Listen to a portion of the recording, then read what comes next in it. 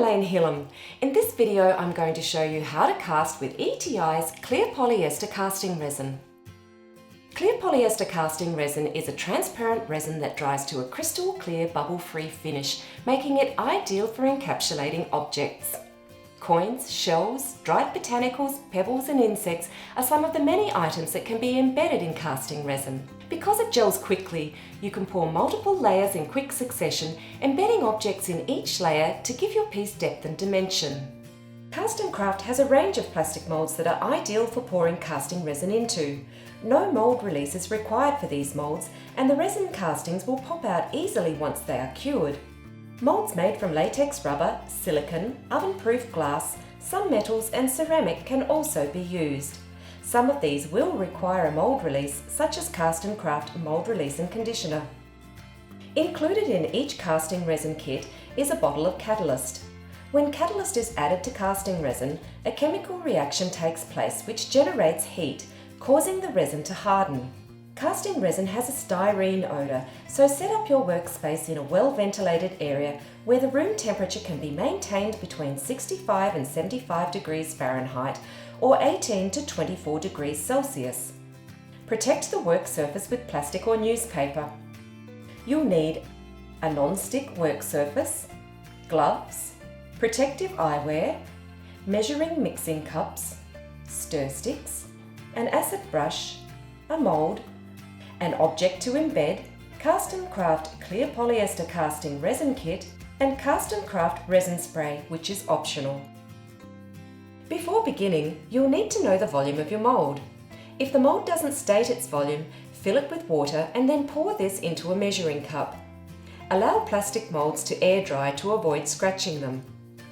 Before opening the casting resin, put on gloves and protective eyewear. Remove the cap and the inner seal from the can. Measure out the amount of resin required for the first layer.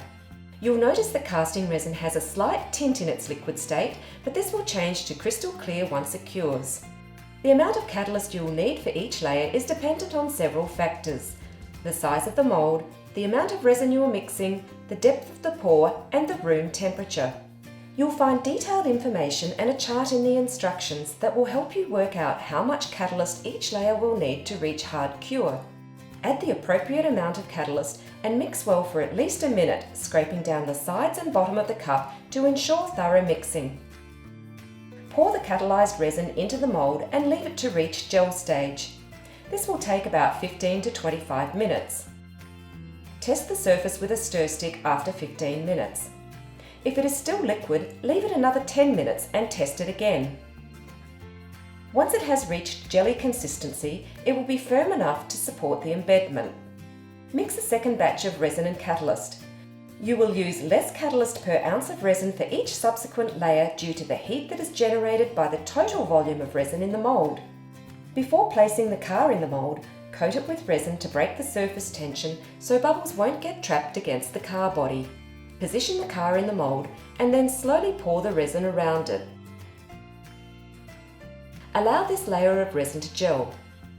Pour out enough casting resin to fill the remainder of the mould, add the appropriate amount of catalyst and mix it thoroughly. Slowly pour over the car and into the wheel arches so that the car's body is also filled with resin. Leave the piece until it cures. Curing takes anywhere between 1 and 24 hours, but you'll be able to tell when the resin is cured as it will have shrunk away from the sides of the mould. As the piece hardens, you'll notice that the surface takes on an irregular dimpled look, and this is normal. To remove the casting, turn the mould upside down and twist it as you would an ice cube tray. The casting will drop out of the mould easily. Casting resin sometimes remains tacky on the surface of the last layer that was poured. This tackiness can be eliminated if the final layer of resin is to be coloured by adding surface curing agent along with Castin Craft dye or pigment to the catalyzed resin. Surface curing agent should only be added to coloured resin. If added to clear resin, the resin will appear hazy.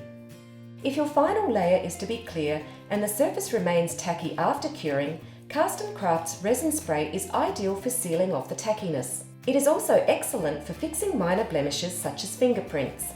Hold the can about 14 inches or 35 centimeters from the resin and spray in a smooth, even motion. It's best to apply several light coats rather than one heavy coat. Now your casting is ready to be turned into a beautiful home decor piece.